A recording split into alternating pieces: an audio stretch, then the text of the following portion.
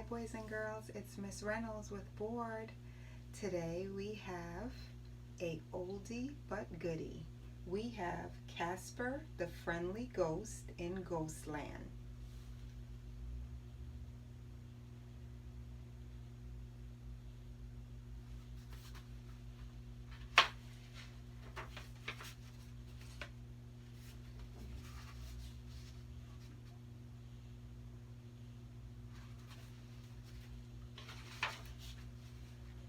Casper the Friendly Ghost was not doing well in school.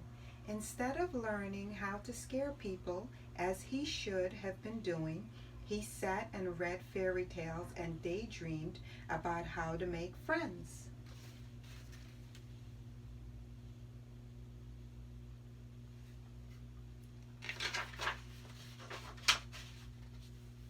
The three ghosts with whom he lived were worried about his good behavior.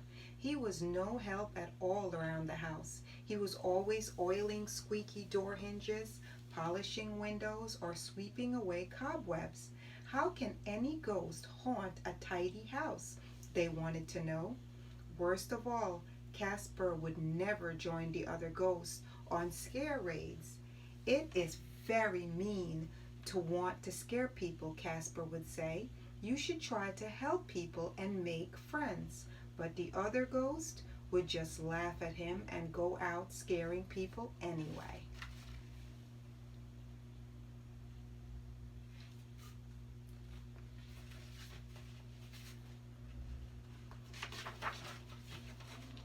One day, the ghost decided it was time to put a stop to Casper's good behavior. This was no way for a ghost to act. What was to what what was to be done? The ghosts put their heads together and decided to send Casper on vacation. A trip to the Wild West would take his mind off good deeds and teach him to be rough and tough, like his cousin Spooky, who was to go on the trip with him. On the way to Tombstown, Casper and Spooky spotted a stagecoach.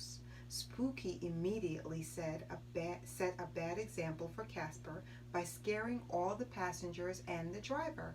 This made Spooky happy, but Casper was only sad.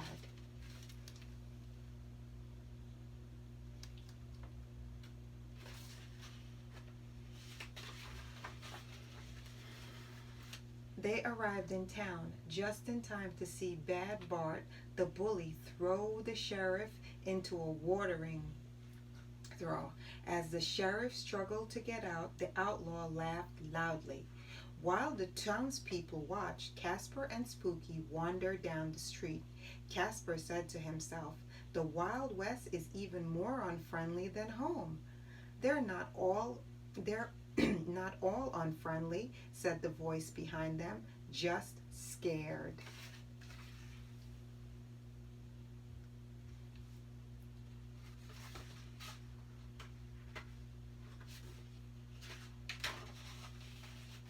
They turned around. There stood a little kitten whose name was Melody.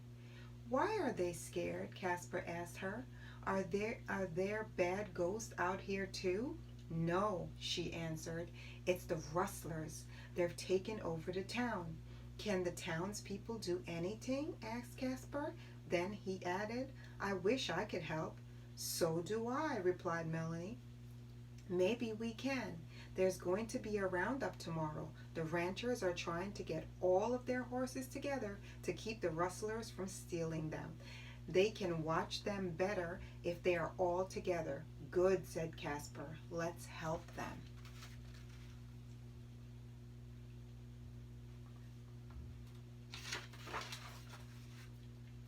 Bright and early the next morning, the roundup started.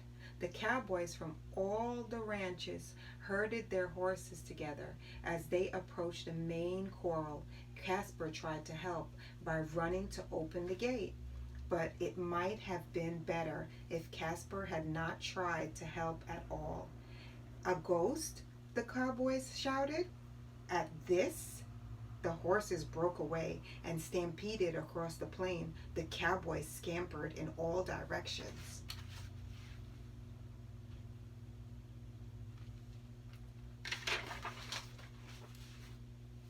Grabbing his chance, Bad Bart and his gang rounded up all the horses and drove them to their secret hideout in a canyon. Casper and Melanie convinced Spooky to help them find the horses. On the way, they met Nightmare, the ghost horse. "Hello, Casper," said Nightmare. "I thought I'd fly out and join you on your vacation." "You're just in time," said Casper. "We need your help to find some stolen horses."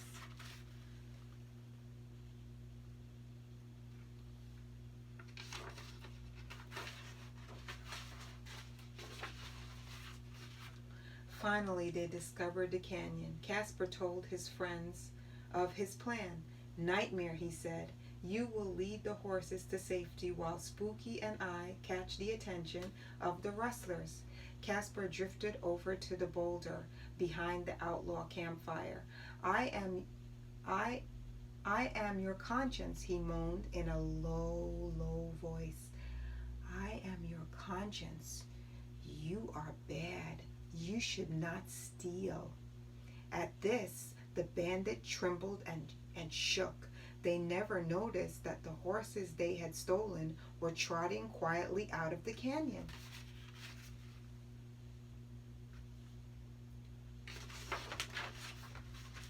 "Casper is taking too much time," thought Spooky.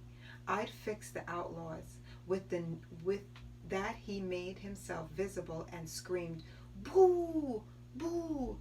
at the top of his lungs. "A ghost!" yelled the outlaws. They got up and started to run. "No," shouted Casper, jumping out from behind a rock.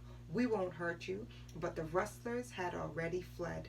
"Well," said Casper, "at least the horses are safe, but now we'll never be able to capture the outlaws or make them good."